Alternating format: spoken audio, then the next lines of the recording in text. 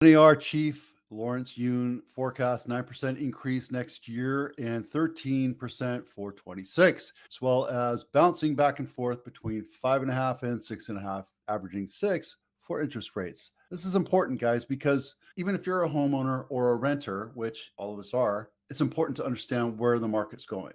Are we going to head into a recession? Quite possibly. However, we see a recession, home values go up. Do we see that home prices actually decrease? And that was 2008 to whatever that, I know it says 10 here, but it was really 2012. We were in that recession, but every other time values went up, even during COVID. So if we do go into a recession, your home values will most likely go up. It's an important thing to understand. So if you're a home buyer and you're sitting on the fence thinking, I'm just going to wait for a recession to happen, you're going to screw yourself. Now's the time to buy. We've been telling you that all year long. Get in and buy a house. Yes, things are changing. Things are changing rapidly with the NAR lawsuit, with the interest rates, with the election, all this other stuff.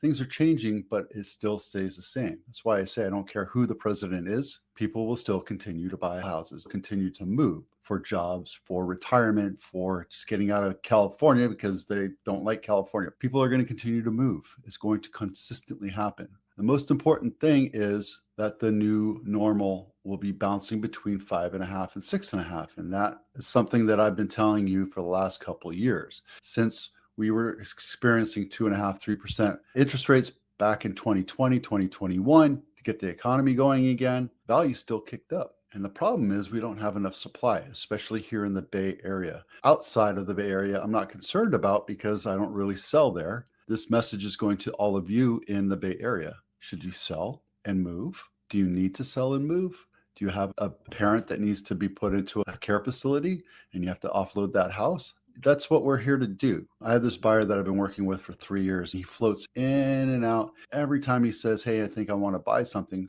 the market starts cooking up again. So his timing is horrible. But that's life.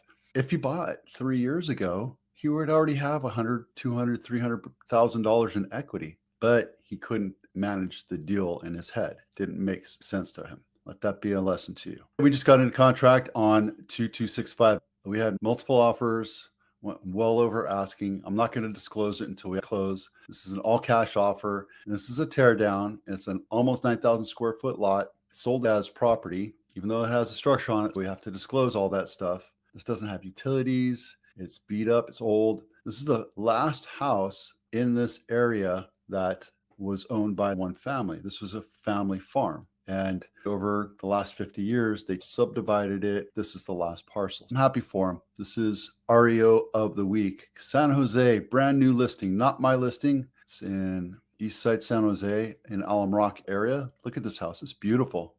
$1.6 million. It's a brand new bank-owned property. 4-bedroom, 3 baths, 2,700 square feet, a half an acre lot, and it's 25 years old. Let's take a look inside. Guys, this is a fantastic buy. This thing's going to sell for well over 1.7, maybe close to 1.8. It's in the hills. There you go. Bank-owned property. Apple House of the Week, $2.3 million. It's amazing when you think about where this is, right by Apple campus, right? It's walking distance to Apple campus. 3-bedroom, 1.5 bath, 1,100 square feet. This was 2,700 square feet and built in 1950. 6,900 square foot lot. 2.3 versus 1.6, 1.7. Crazy, right?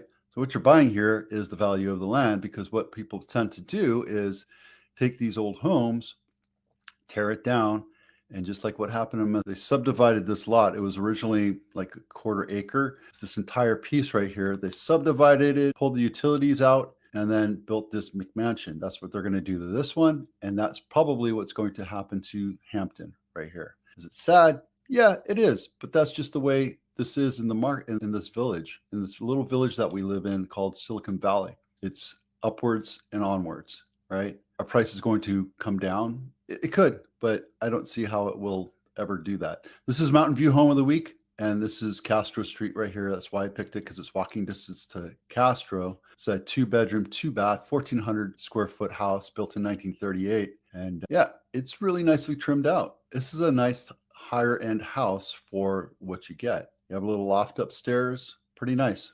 $3 million. Crazy, right? It is what it is. Hey, this is what the home buyer's checklist looks like. It's easy for you to compare and contrast different houses as you go through. If it's landscaping, you can put some comments on there. It gives you a more precise look at each house. Should you be there with the checklist going through everything? Now, as you're driving from house 1 to house 2, you should be filling this in, because after 5 or 6 houses, you're going to be exhausted.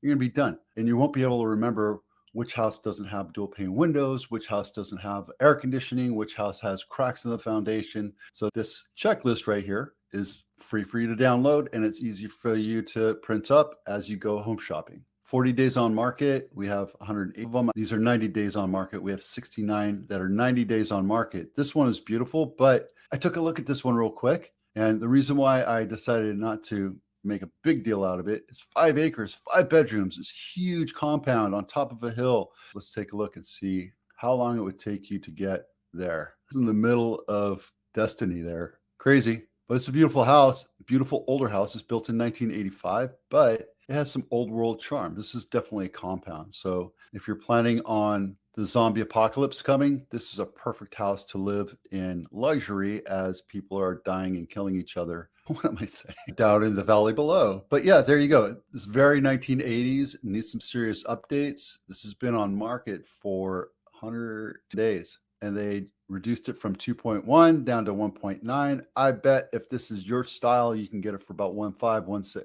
Home inspection checklist, same thing. If you want to do your honey-do list, here's the 40 days on market report. 185 homes on sale over 40 days. 69 of them have been on market for days or more. We have 79 bank-owned properties, which is nothing to what it was in 2008, 2009. Same thing with our California. We have 400. Looks like they opened up the tap a little bit for us, and we're still well below the numbers we need for supply for homes for sale in San Jose and Santa Clara County. This needs to be about 800 to 1,200, really close to 1,000. This needs to be closer to 2,000. So that's why our prices will continue to go up. Supply just is not there to make it a balanced market. And there's a little chart for you to look at based on these numbers that I put in here, just to give you a